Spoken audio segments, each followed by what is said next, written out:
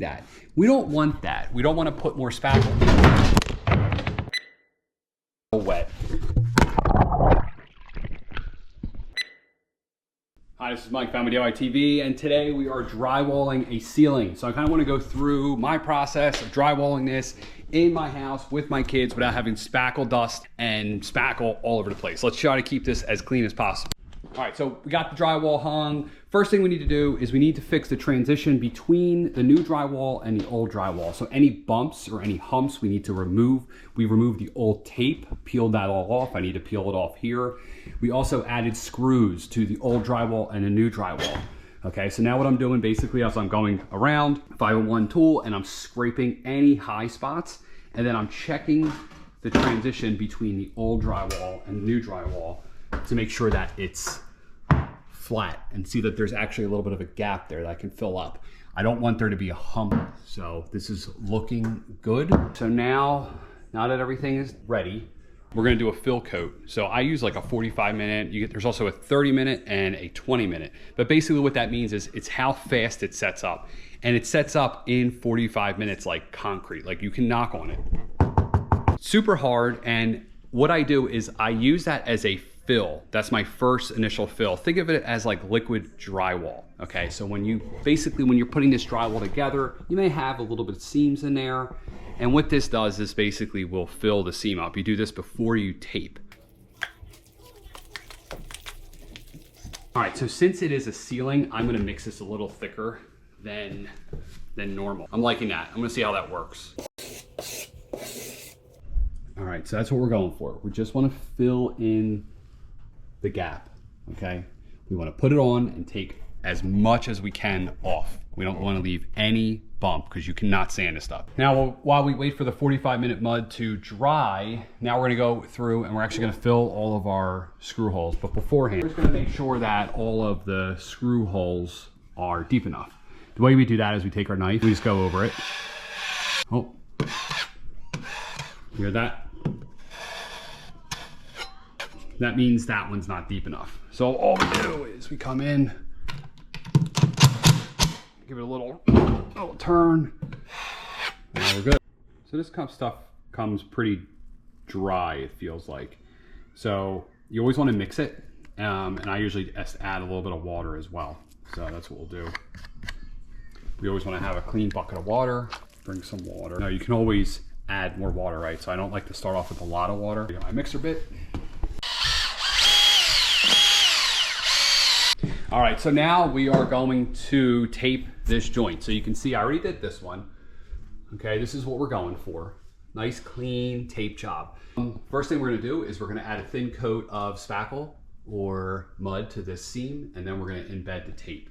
Now the tape, I pre-wet my tape, and I just make it a little damp. So there's, you can see it's not like leaking water. I put a sponge in my water, and I just kind of touch the tape to the water just to get it a little wet, just so that it doesn't suck up all the moisture out of the drywall. Sometimes if it does that, it'll actually dry up and it'll peel off. It's happened to me before. Ask me why I know.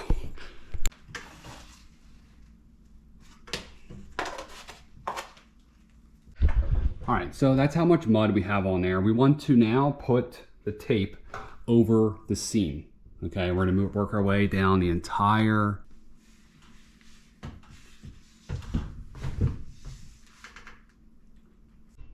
All right, now we have the tape in there. We kind of want to just embed it in slightly. What I like to do on the end is I like to go away, just start it so that it's embedded. All right, so let's get up a little closer, see what we're doing here. So first thing I do is I go down the middle, pull out a little bit, and also embed the tape into the spackle. Then I kind of go to the side. And what I'm doing is I'm putting more pressure on this side, kind of like torquing it just slightly, not a lot. And then I go to the other side, same thing.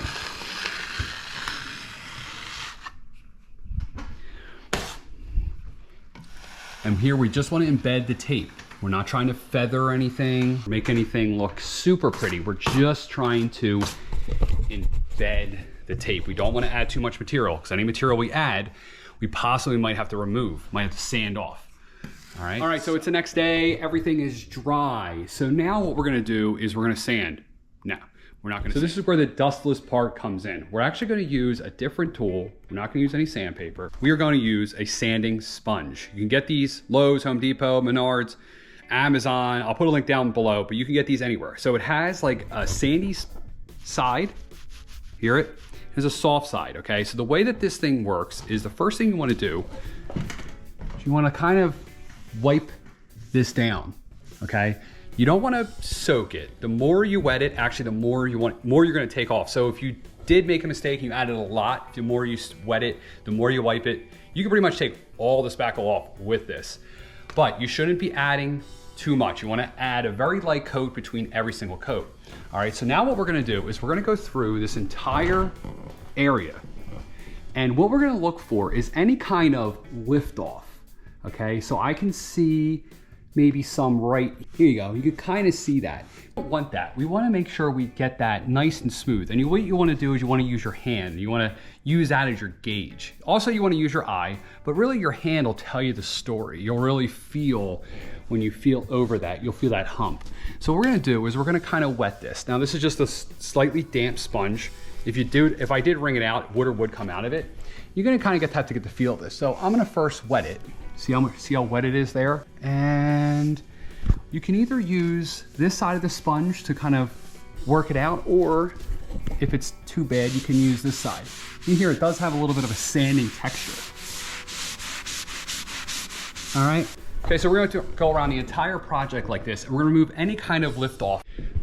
Okay, now once everything is smooth, now we're going to move on to the next step, okay? So the next step is going to involve, in my case, I'm going to use a hawk. The reason why I like to use the hawk, especially for a ceiling, is when you're working overhead, you're going to drop a lot of stuff. This is just a bigger platform to catch it as it's falling. There's no problem using a pan. You can use a pan for the entire thing. Before I had a hawk, I used this for everything. But I usually just use this for when I'm doing taping. That initial coat. This is the one we use to do the tape. We're going to step up to a little bit of a bigger one, which is an 8, and then we're going to go to our next size, which is a 10, and then we're going to go to our next size, which is a 12. Okay. Now, a normal professional would probably do this in about 3 times, but I'm assuming you're watching this because you're a DIYer like me. I'm not a professional drywaller. I've just done a ton of drywall, DIY style. Something like this is probably going to take me about 5 coats. Just being honest with you. You know, I don't do this every day, so don't rush this. Don't add more than what you need to, because then you're gonna have to sand that off. And we're going for a dustless solution here, okay? So we wanna add very, very light coating. It may take me 6, it may take me 7. And I wanna give you one more secret. This is the tool that makes a DIYer look like a pro. This is called a drywall squeegee. This thing is like 16 inches long, I believe. And this is rubber, like rubberized, like a squeegee. And the way you use this is after you've done your last coat, you mix your mud super, super, almost wet, like you can paint it on. And then you use that to just do that final skim coat to really spread everything out and really get a nice flat seam. All right, so we're gonna get to it. The next one we're gonna do is the 8-inch blade. Like I said, we're going to start very, very thin, okay? You can always add more, but you don't want to add too much because then you're going to just sand it off. We're also going to use a sponge to check all of our screw holes. Okay, so they've all been filled. Usually they take about 2 coats to fill, usually sand it in between, but we're going dustless, so we're going to use this. And again, this is our tool. We're going to feel it with our hand. If it feels nice and smooth, most likely it is. The one thing about spackling or mudding, whatever you want to call it, finishing work, is you want to look at it in different lights. So you want to look at it at night with the lights on. You want to look at it in the morning with the lights off, with maybe the sun coming in. Sometimes you start seeing different things depending on the time of day. So it's always a good idea to kind of assess the project throughout a few days as you're doing this. Like I said, it's going to take you a few days. So keep checking it, make little tweaks here and there, go super smooth.